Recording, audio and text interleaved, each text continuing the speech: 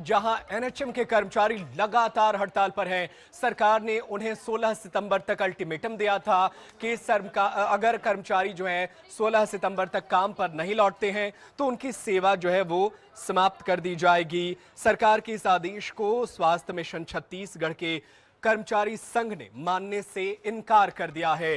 संघ का कहना है कि उनकी जो 10 बिंदु की मांग सरकार के समक्ष रखी गई है उसे जब तक पूरा नहीं किया जाएगा तब तक कर्मचारी काम पर नहीं लौटेंगे।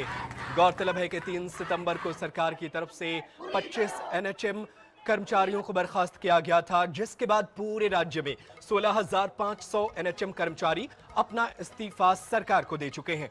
इसके बाद कर्मचारी अपनी सभी मांगों पर अड़े हुए हैं। इधर एनएचएम कर्मचारियों की हड़ताल को झारखंड से भी समर्थन मिला है।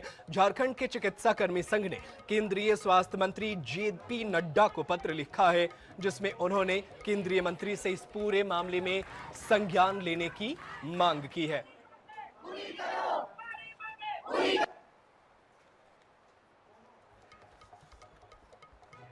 और चलिए इसी खबर पर ज्यादा जानकारी के लिए हम अपने सहयोगी का रुख कर लेते हैं। हमारे साथ हमारी सहयोगी मनीषा त्रिपाठी फोन लाइन पर मौजूद है। मनीषा, जिस तरीके से सरकार ने अल्टीमेटम दिया था कि 16 सितंबर तक वापस लौटना पड़ेगा, नहीं तो उनकी सेवाएं समाप्त कर दी जाएगी, तो क्या ये माना जाए कि जो कर्मचारी संगठन है वो सरकार से आर पार के मूड में है कि सरकार मानिए, नहीं तो वो जो है हड़ताल करते रहेंगे? देखिए, ये जो एनएचएम की हड़ताल है, इसे अब होते 1 महीने का समय जो है वो होता जा रहा है। 18 अगस्त से जो ये हड़ताल है वो शुरू हुई थी और अब 1 महीना होने को आ चुका है। आज 16 सितंबर है। अब ऐसे में 1 महीने से आम जनता जो है छत्तीसगढ़ की वो काफी ज्यादा परेशान हुई है। लोगों को काफी ज्यादा परेशानी हुई है। ओपीडी जो है वो नहीं खुल रहे थे, स्टाफ नहीं था, एनएचएम कर्मी जो है वो और दिख ही नहीं रहे थे अस्पतालों में।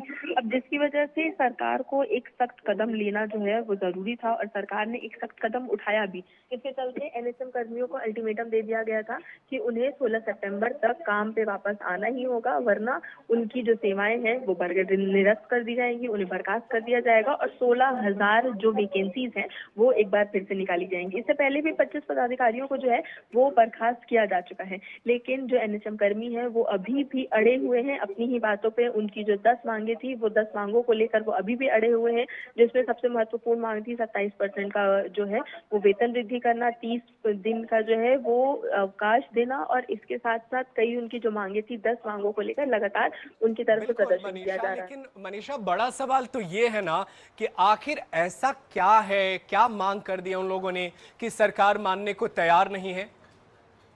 देखिए, एनएचएम कर्मियों की तरफ से जो 10 मांगे जो रखी गई थी उनमें से करीब सरकार ने 5 मांगों को पूरा किया है, लेकिन एनएचएम कर्मियों का कहना है कि उनकी 10 की 10 मांगे पूरी होनी चाहिए, वरना वो काम पर नहीं लौटेंगे। अब इसके लिए अगर उन्हें नौकरी उनकी छोड़नी पड़े तो वो नौकरी छोड़ने के लिए भी तैयार है, क्योंकि आज को सिर्फ बात उनकी नहीं है। आगे जो एनएचएम कर्मी आएंगे, कल को जो और नए इंटर्न्स, नए डॉक्टर्स, नए स्टाफ आएंगे, उनकी भी जरूरतों का पूरा ध्यान रखा जाना चाहिए। और ये जो है वो एनएचएम कर्मी जो है वो अपनी हड़ताल से नहीं हटेंगे। सरकार इस तरीके से उन्हें अल्टीमेटम नहीं दे सकती है। सरकार को कोई बीच का रास्ता निकालना होगा और जब तक उनकी मांगे पूरी नहीं होती तब तक वो इसी तरीके से बिल्कुल सरकार को बीच का रास्ता निकालना होगा, क्योंकि कर्मचारी संगठन जो है वो आर पार के मूड में है। बहुत शुक्रिया आपका मनीषा त्रिपाठी तमाम जानकारी के लिए। आप नजरें बनाए रखिएगा इस खबर पर, आगे भी आपसे जानकारी हासिल करते रहेंगे और अपने दर्शकों को अपडेट करते रहेंगे।